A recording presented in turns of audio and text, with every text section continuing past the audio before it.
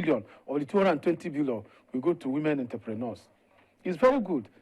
It means that the CPN or the Nigerian economy has taken significant notice of the role women play in the economy. I would like us to look at another area of this policy, which is channeled towards marketing of final products.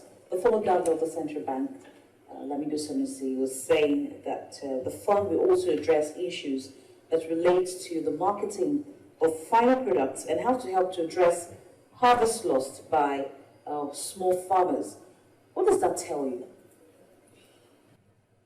Yeah, if you look at the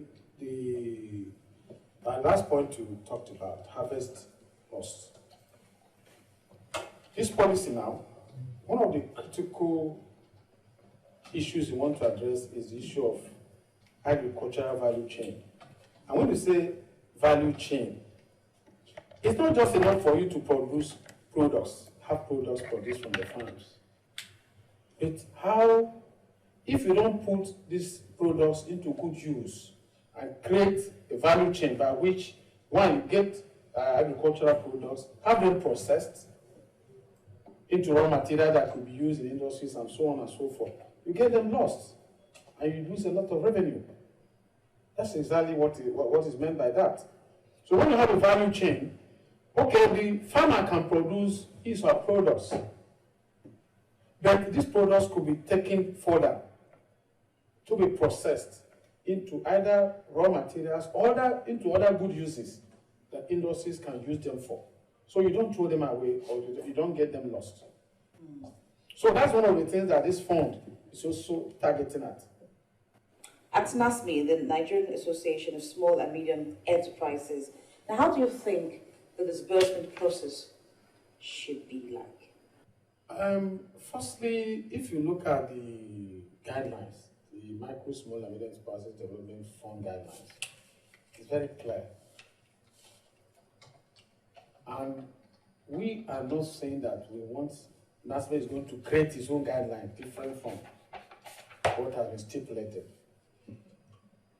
One, it says this fund, those that will give it to end users, that's the clients, are what they call PFIs, participating financial institutions, such as microfinance banks, microfinance institutions, cooperatives, and so on and so forth. There are even LIs, lending institutions, like deposit money banks, are also part of the process.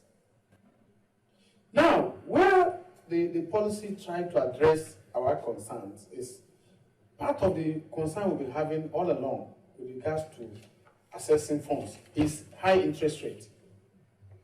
But this fund is very specific about it. It's a single-digit interest rate. And nobody participating in the process should ask for that. If you ask for it, if you ask for anything above single-digit interest rate, then they are looking for problem.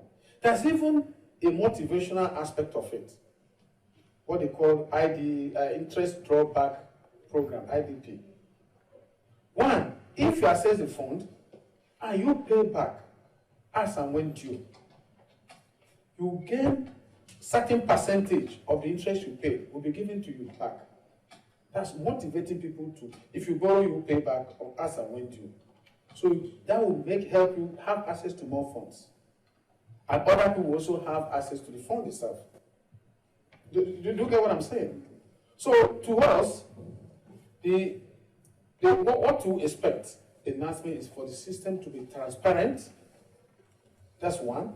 Two, for this fund to get to those that really need it is very, very important, because that is part of the challenge we've been having in the past. CBN have, when we have SMILE scheme, Small and Medium Enterprises Equity Investment Scheme, the intervention funds, how many MSMEs were able to access the funds? It was difficult.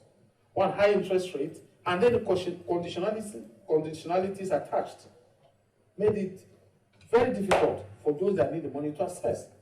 But now, there are many platforms through which this fund could get to the end users. That's why microfinance banks are there, microfinance institutions, cooperatives, deposit money banks, all of them are there. Even now, state governments also have access to this fund. So we shouldn't have any challenge in terms of being able to access the funds. I don't anticipate that, but let us see it operationalized. Okay.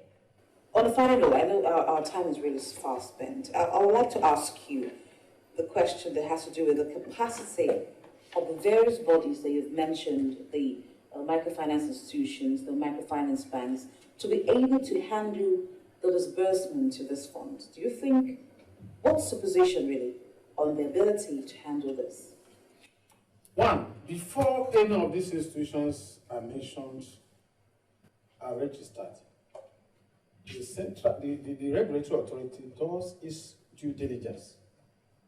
The due diligence is not just that you have the capital base. You must have the capacity to carry on your work.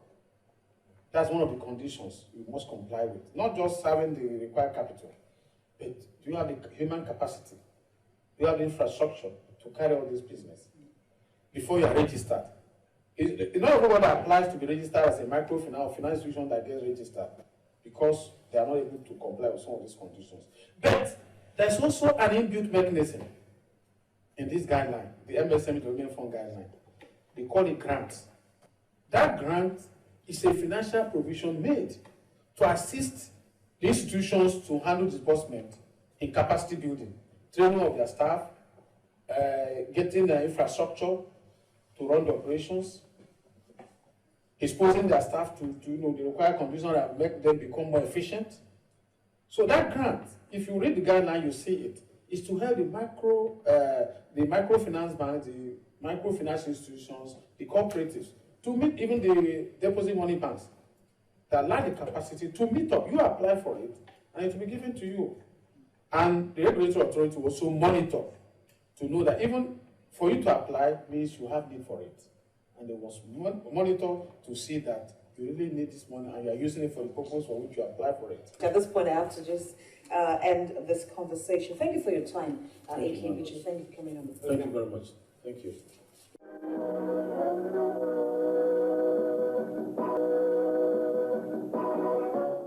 That will be all for now on the program. Do send us your comments and questions to Business Incorporated at channelstv.com. You can also join me on Twitter. Thank you for watching. I am Bolaji Akinwale.